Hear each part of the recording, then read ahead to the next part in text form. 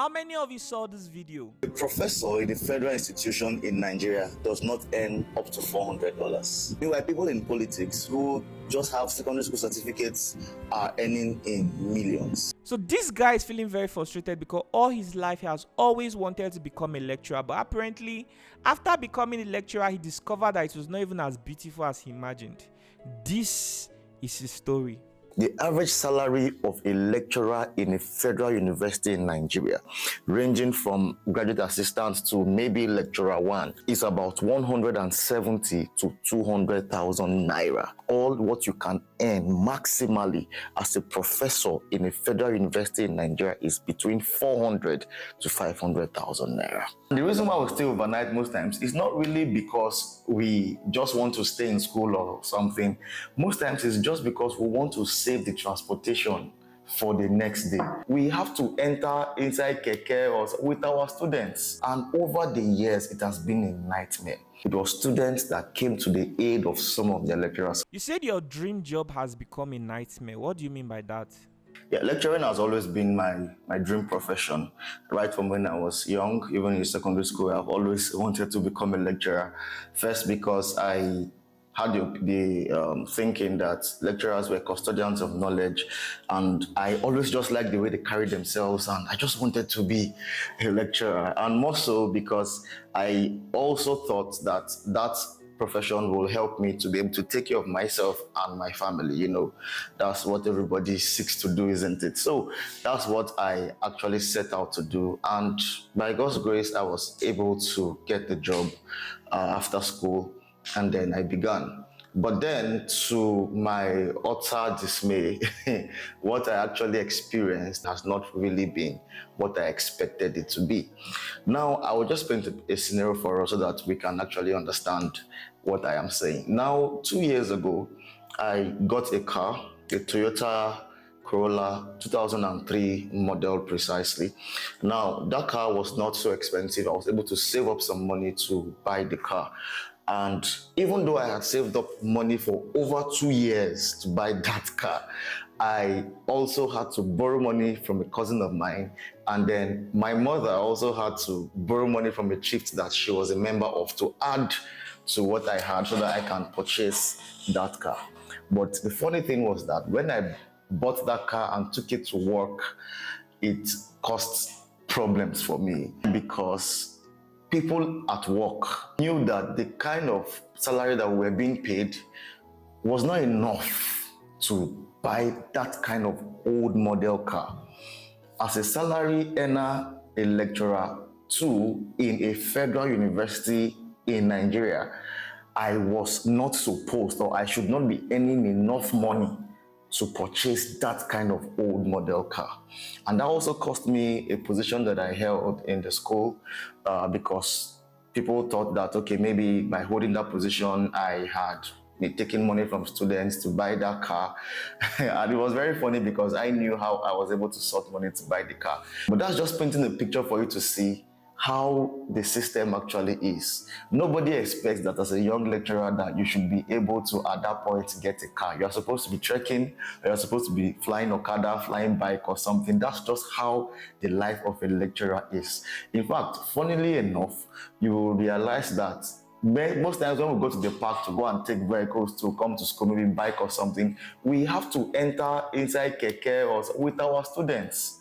You sit down there with them and all that. And over the years, it has been a nightmare because you cannot take care of yourself, you cannot take care of your family, you cannot save because what you are being paid, most times you use it already to pay debts. Before, by the time the salary comes, you're already owing so much, so you have to just use it and clear debt, and then you now begin to try to owe again. When the salary comes, you now pay again. That's a nightmare. That's not the kind of life that anybody wants to live, even as a federal government employee in Nigeria. So that's why I said it has actually been my nightmare. So how has all this affected your mental health and your passion for teaching? There's just one thing about you having dreams and ambitions. Your mind is that, okay, by this time, this is what you should have achieved and all that. And then you just discover that all that has gone down the drain. because it's not like you didn't do the right thing or you didn't take the right steps, but that thing that you thought would help you to achieve your dreams is actually what is tying you down, and you cannot even see yourself going further than that. That has been the situation that I have been in all the while. Now, psychologically, you are affected because you can't do anything else. You can't even think of anything else. The work is taxing. Now, do you know that the work that we do as lecturers in the Nigerian university system is so tedious? It's a federal university, so definitely the admission rate is very high.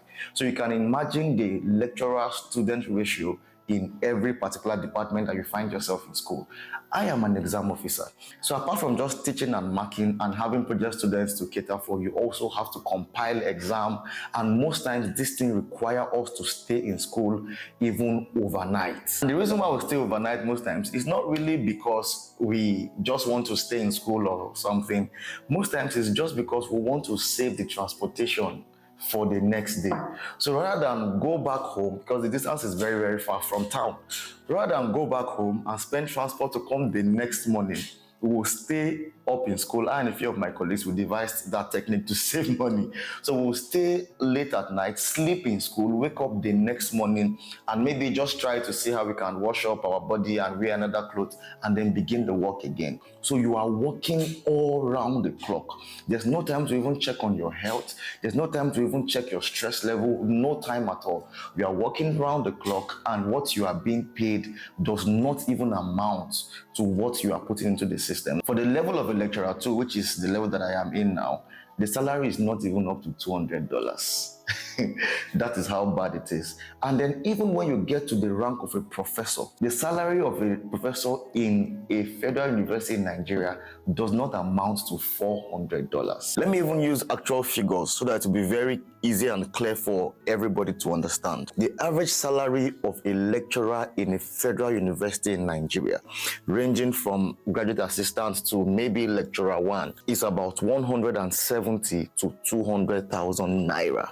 And then when you now climb up, even going up to the professorial level, the highest that any lecturer can earn, even when you get to a professor, that's your take-home pay after net deductions and everything, is between 400 to 500,000 naira per month.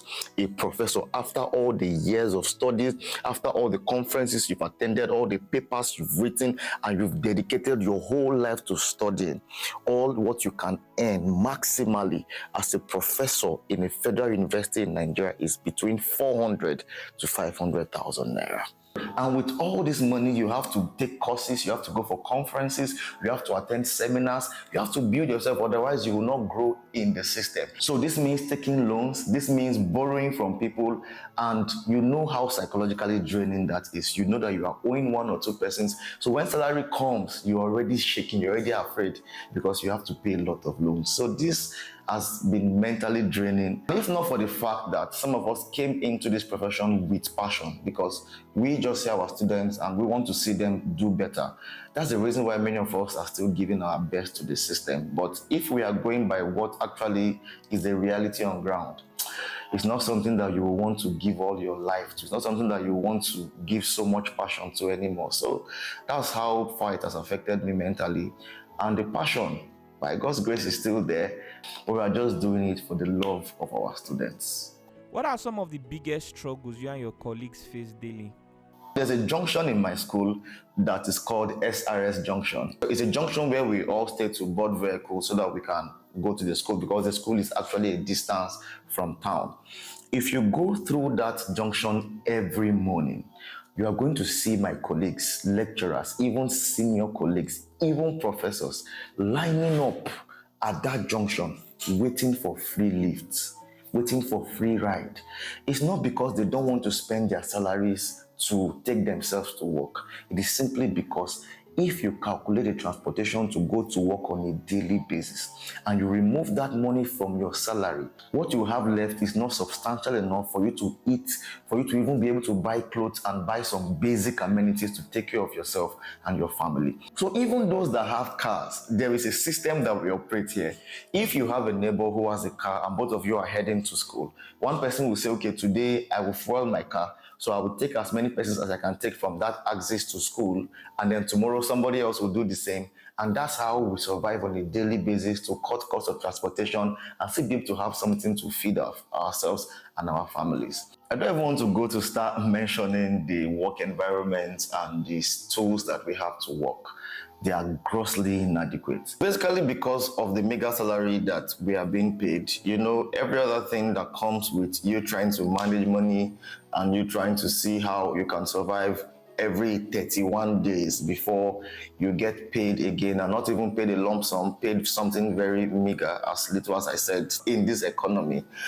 Every other troubles that comes with that, you cannot take your children to good hospitals, you cannot eat as it should be, normal square meals, you are owing a lot of money. In fact, you'll be surprised to know the number of my colleagues that all these loan apps will send me messages and say, this my colleague borrowed money from them, this one did not pay. You understand, all those kind of embarrassments here and there, just a whole lot of challenges. But it is well. How does it feel like knowing that some of the students you teach in class every day, they live better than you do? So about, I think 4 years or 5 years ago, when we had a prolonged strike for about 8 months and the government seized our salaries, for 8 months, we were not paid a dime. Now we are being paid little to nothing, you understand, in this kind of economy. And with that kind of payment, the government boldly seized 8 months of our salaries. For 8 months, nothing was coming in. It was some students that, I'm telling you the truth, that were actually sustaining some lecturers. It was students that came to the aid of some of their lecturers. Some students seeing our situation and seeing how hard it is for it. Because truth of the matter is that you cannot even have money enough to save up and say you want to start a business. Because some people will say, why don't you go and do business? Why don't you go and do business? Requires capital.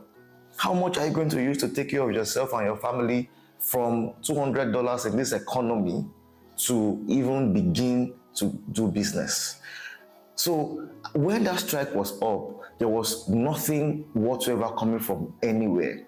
So students were the ones that took pity on some lecturers and began to see how they could help at that time. In fact, some students who were wise will actually feel pity for the lecturers and all that, but some who, I don't know, will come, and I even heard that they were making jest of some lecturers saying, that person called me and was asking me if I could help and all that. So you see, those kind of situations are even the things that we are still going through even up until now. Then you resume school and just discover that these students have come back, and it's very obvious that financially they have gone far ahead. Do you understand? And so they look at you as a lecturer and they're looking at you like, what do you have? What can you offer us? So the respect that normally students used to have for their lecturers these days, no longer there. We can see brazenly, I think that was last year or this year, how a student assaulted her lecturer on the walkway because she was making a video or something. This is the reality of lecturers today. The students cannot respect you because these days they're asking you who you help. So somehow you just have to be very careful when dealing with the students now. You just have to just come, teach, and then go back. And that's just the reality of the lives that we live now. Because you call students, you want to even talk to them this way that you are living your life is not good. Put more effort in your studies. And they're looking at you and they're wondering, why are you advising me? What can I see that is the impact of all the knowledge that you have acquired all the years? I'm doing far better than you, so I should be the one even advising you. So you understand, the reality is that we just can't even talk to these students anymore.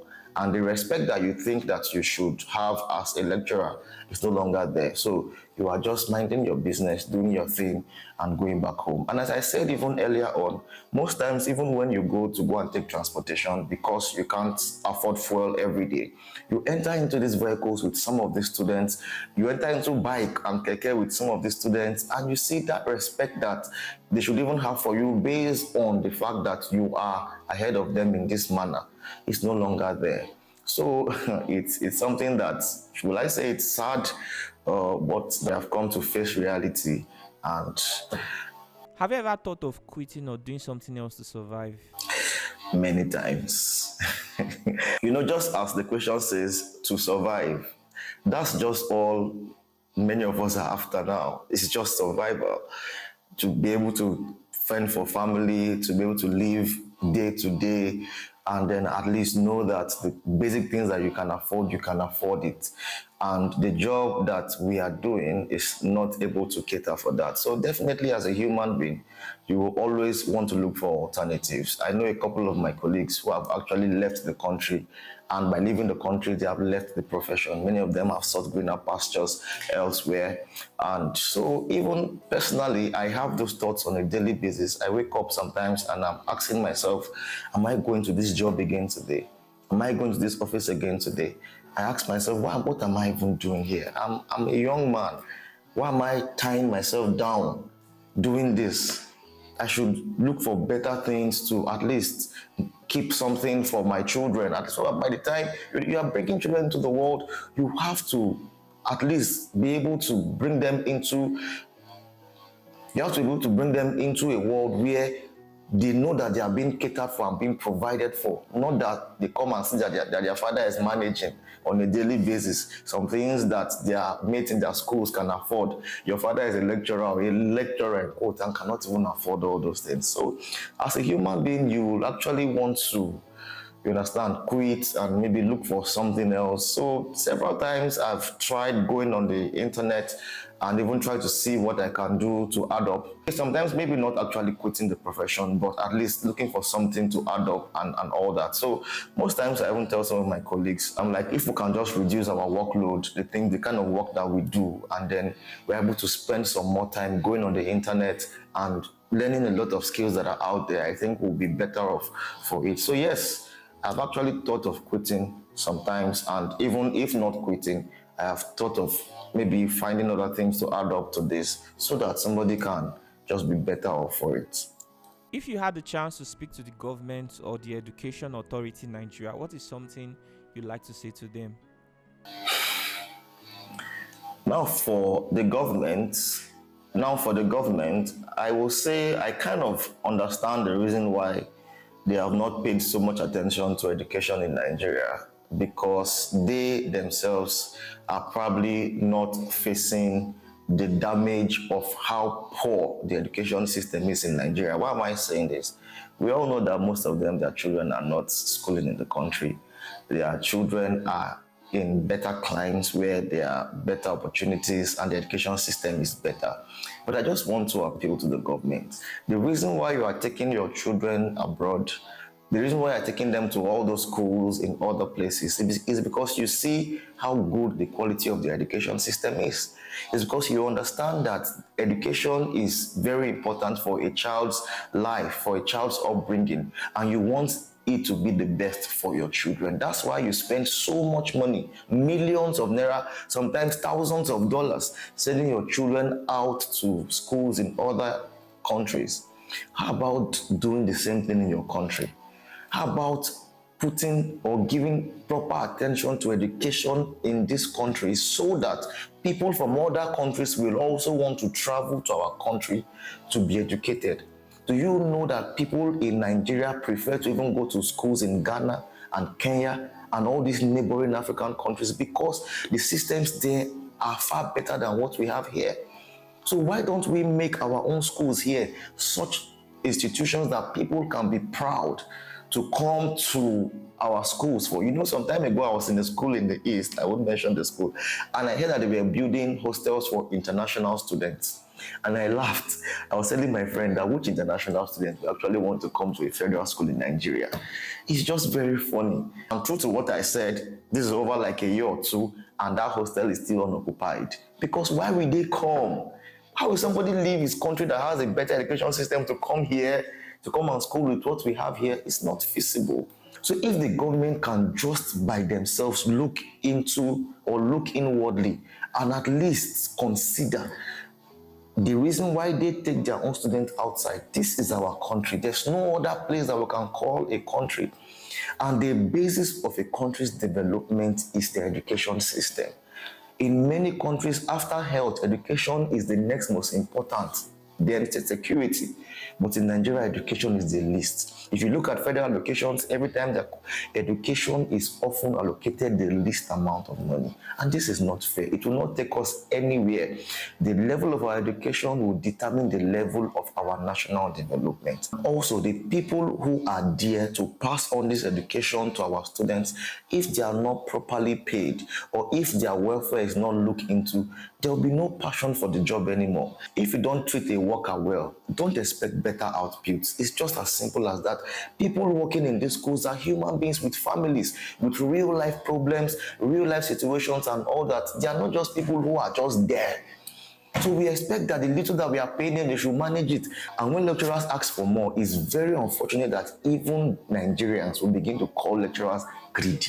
We begin to call lecturers people that want more than they should, people that want more than is expected. That is not the case. It's because many people don't really know what we are being paid. Many people think that lecturers earn a whole lot of money. Many people think that professors are paid in millions. But it will surprise you to know that that is not the case. So it is just my appeal to the government, if they will ever see this video, that see really we can do better. The nation needs to develop, and it must begin from developing our educational system. Thank you. All right, guys, thank you so much for watching this episode of the Lucky Udu Experience. Thank you. The audio version is going to be uploaded on Spotify. I hope you've had something to learn in this very episode. If it's something that challenged your mind in any way, you can share this video to people. We are trying to grow this community. We want more people to hear about the Lucky Udu Experience. Do not hesitate to talk about us every chance you get. In church, play our videos in the vehicle where you're traveling.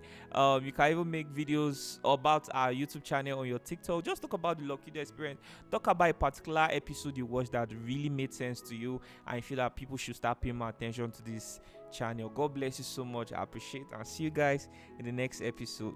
Bye. Hi guys, thank you for watching this episode of the Lucky Udu Experience. Please, if you would like to assist anyone, please reach out to the number on the screen. We are the follow-up team of the Lucky Udu studio, and I am Bright. I'm David. I'm Latifa. Veronica. I'm Messi. Our job as the follow-up team is to make sure that everyone who shares their story are not left unattended. My colleague will walk you through on how the follow-up team was created. Let me walk you through the history of why we created the follow-up team. Over the years, we discovered that people reach out to our guests pretending to help them, while their sole aim is to take advantage of them. Because of this, we stopped putting out our guest phone number online to protect them from these predators. We are seeing some situations where people receive support and do not use the money for what it's meant for. They stop replying to our messages and stop giving updates, leaving people that support wondering what happened. That makes it look like nothing was done, and effort of Lucky Udu Studio are not seen. So the reason the follow-up team was created is simple. We want to track every story, know what support came in, and confirm it was used the right way. That is why we are seeking the cooperation of the public. Whether you are watching from Facebook, YouTube, or Instagram, or anywhere else, we need your support to make this work. Cooperating with the follow-up team helps you in many ways. It helps you know that your support is going to the right place. It also helps the world see that this platform is truly changing lives. At the end of the day, this is not just about telling stories, it is about changing lives. We are calling out for sponsorship and partnership. Every day we interview different kinds of people with all kinds of stories. Among are those who need help with school, health, therapists, sponsors, justice, legal support, business training, or even someone just to talk to. We need partnership to grow this brand. We can do more and we can go further. But to do that, We need support from the right people. If you would like to be a partner or sponsor, kindly reach out through the email address on the screen, luckyududavid@gmail.com. Once again, we are the follow-up team and we are doing our best to keep this platform impactful and transparent. Thank you for watching and thank you for being part of the Lucky Udu experience. Bye.